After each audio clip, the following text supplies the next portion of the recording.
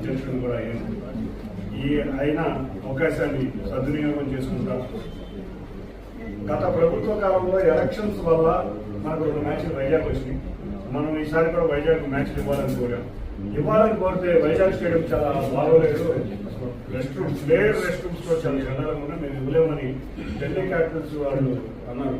అప్పుడు నారా లోకేష్ గారితో కూడా జిఎంఆర్ అధిపతులతో మాట్లాడించి ఇవాళ స్టేడియంలో వాళ్ళు ఒకటే కోరారు, స్టేడియం రెనోవేట్ చేయండి కాబట్టి మేము మ్యాచ్ ఇస్తా ఉన్నాము. మనకు టఫ్ ఛాలెంజ్ అయింది. డిసెంబర్ 27వ తారీఖు ఇస్తాము, కానీ స్టేడియం రెనోవేట్ చేయమన్నారు.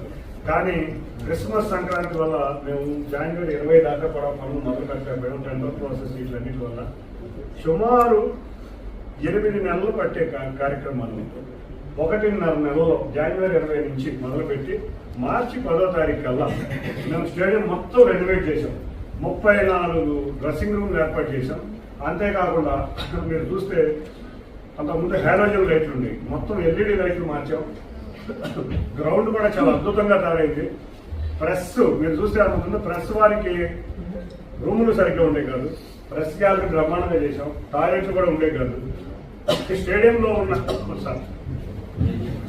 ఉన్న టాయిలెట్లు అన్నీ కూడా మొత్తం 53 టాయిలెట్లు ఉండేవి. మొత్తం 327 టాయిలెట్లు చేశాం. ముఖ్య